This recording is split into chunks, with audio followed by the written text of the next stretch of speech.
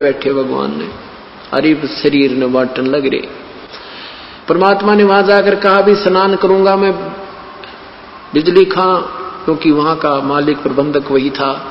बिजली खां मैं स्नान करूंगा बहते पानी में।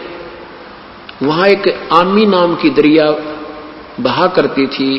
कहते हैं भगवान शिव ने श्राप दे रखा था, वह सूख की गई थी।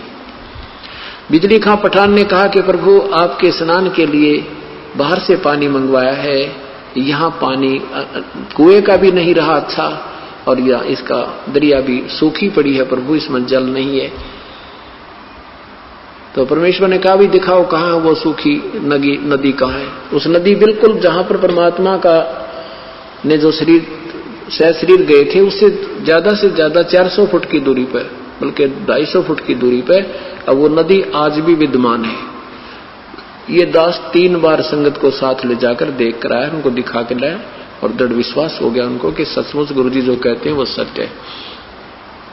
तो वहां जाकर परमेश्वर खड़े हो गए और सेना भी गई, दर्शक भी निरे जा रहे। वहां काशी से भी, बनारस से आगे, रुद्र के क्षेत्र के आगे भी कैसे शरीर छोड़ेगा। तो वहां आकर के परमात्मा ने उस नदी पर ऐसे किया था जैसे ट्रैफिक का सिपाही करा करे, जिधर से बुलानी हो चलने देनी हो ऐसे कर दे, वो सारी खखा ठा देती है ट्रैफिक। ऐसे परमात्मा ने वहां खड़ा होकर ऐसे कर दिया। तो कहते हैं काफी दूरी पर एक धमाका सा हुआ, और जैसे पानी का स्रोत बह के ऐसा चला कि पूर्ण रूप से नदी फुल होकर फुल स्विम पर निर्मल जल से भर के आ गई। सबने गदगद हो गए, नहाए धोए, पानी पिया, ठाठम ठाठ हो गए। फिर परमात्मा ने कहा एक सदर नीचे बिछा दो, एक बिछा दो ऊपर, अब मैं स्नान करूंगा ना, मैं अपना प्रस्थान करूंगा, मैं सतलोक जाऊंगा। और वही देख लियो तुम काजी पंडितो अपना हिसाब किताब ला के मैं कहां जाऊंगा। अब फिर क्या देखा कि इधर तो वीरदेव सिंह बघेल की सेना कति सटेन टू हो रही, कति हथियार तैयार करके, उधर से बिजली खां पठान की सेना खड़ी कति तैयार हुई। अब हम नहीं ले जाने देंगे, अड़कट कर मर जाएंगे, हम नहीं ले जाने देंगे अपने गुरुदेव के यहां से शरीर को। तब परमात्मा अंतर्यामी ने कहा अरे ये क्या, ये सेना किस लिए लाया है बिजली खां। नीची गर्दन कर ली, क्योंकि इधर बिजली खां खड़ा है, इधर वीरदेव सिंह बघेल खड़े हैं, और सेना उधर खड़ी है, एक इधर खड़ी है, बीच में भक्त बैठे हैं, दर्शक बैठे हैं। तो परमात्मा ने कहा कि बिजली खां ये सेना किस लिए लाए हो, वीर सिंह ये सेना किस लिए लाए हो यहाँ पर। न्यू गर्दन कर ली नीचे ने, क्योंकि वो तो परमात्मा से डरते थे। क्या बोलना, क्या जवाब दें इनको गुरुदेव के सामने। तो अन्य जो हिंदू और मुसलमान मुठड़ से आ रहे थे वो कहने लगे गुरुजी हम मुसलमान तरीके से आपका यहाँ अंतिम संस्कार करेंगे, हम इन काफरों के हाथ नहीं लगने देंगे आपके शरीर को। हिंदू कहते हैं हम नहीं छोड़ेंगे, हम अपने भगवान का, अपने गुरुदेव का तुम्हारी तरह मिट्टी ऐसे नहीं डालने देंगे, हम इनको अंतिम संस्कार हिंदू रीति से करेंगे। अब चढ़ा ली बा हो गए तैयार करती। परमात्मा बोले निकम्मो 120 साल तक मैंने यह शिक्षा दी तुम्हारी, आज भी तुम एक दूसरे को दो मान रहे हो, और इस मिट्टी को के फूको चाहे गाडो बदस का बनेगा के निकम्मो। फिर सब शांत हो गए, क्योंकि वो तो उनसे परिचित थे कि परम शक्ति है। और कहा कि वे सुन लो मेरा ये अंतिम वचन समझो, मेरा आदेश है, ठीक है तुम नहीं मानते हो, मेरे शरीर के 2 टुकड़े कर देना।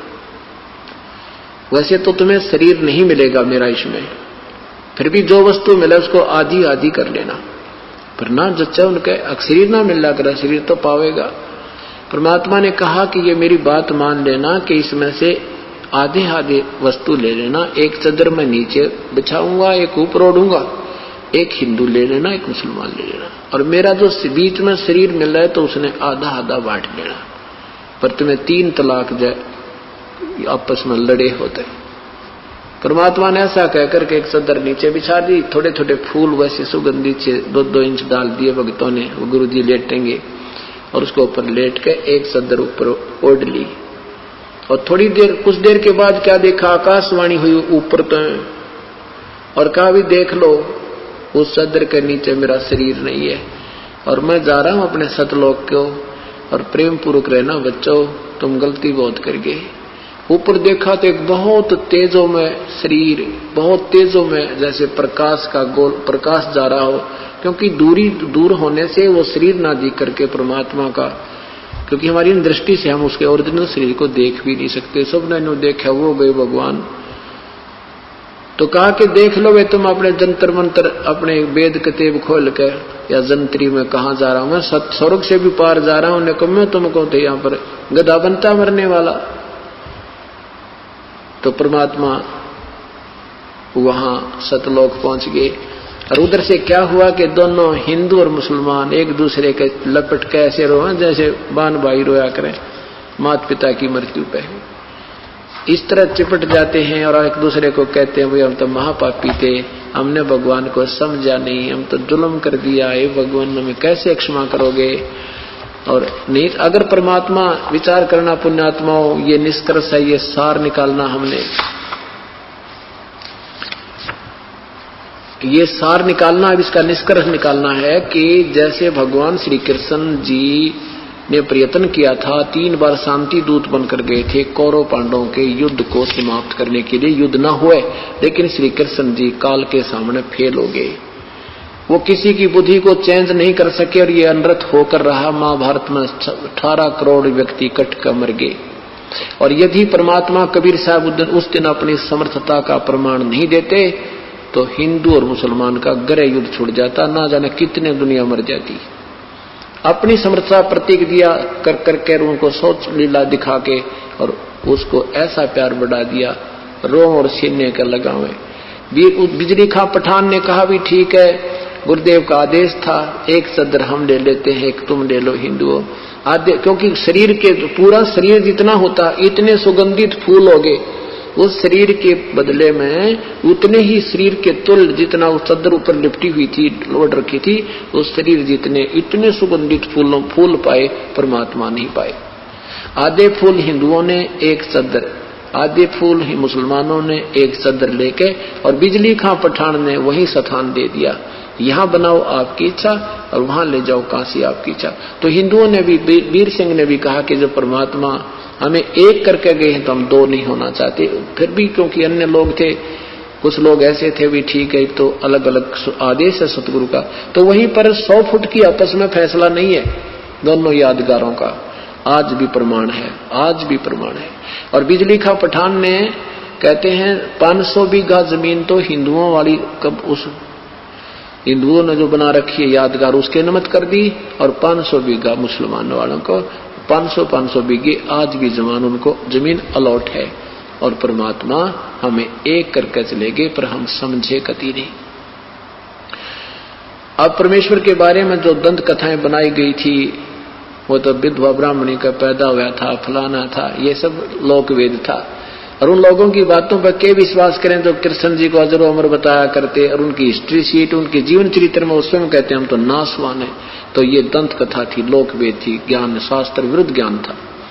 तो गरीबदास साहिब ने अपने परमात्मा के विषय में क्या बताया है कि नाम अगर पियाना सतगुरु की, नाम अगर पियाना सतगुरु की, नाम अगर पियाना हो, दोनों दीन चले संग जाके हिंदू मुसलमाना हो, दोनों दीन चले संग जाके हिंदू मुसलमाना हो। जब काशी से परमात्मा चले मगहर की तरफ, उस समय का एक अमर वाणी बोली है उन्होंने कि नाम अगर पियाना सतगुरु की, नाम अगर पियाना माने प्रस्थान, कि नाम अगर पियाना सतगुरु की, नाम अगर पियाना हो, दोनों दीन चले संग जाके वो हिंदू मुसलमाना हो।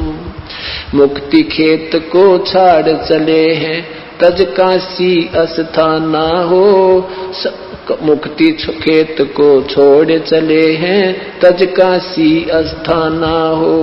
साहस अंदर कदम लेते है, साहस अंदर कदम लेते है, बादशाही सुल्ताना हो, कि नाम अगर दोनों दीन संग चले संग जाके हिंदू मुसलमाना हो, दोनों दीन चले संग जाके हिंदू मुसलमाना हो। कि नाम अगर पियाना सतगुरु की, नाम अगर या ना सतगुरु की नाम अगर पियाना हो, दोनों दिन चले संग जाके हिंदू मुसलमान हो, दोनों दिन चले संग जाके मुसलमान हो। चार वेद के वक्ता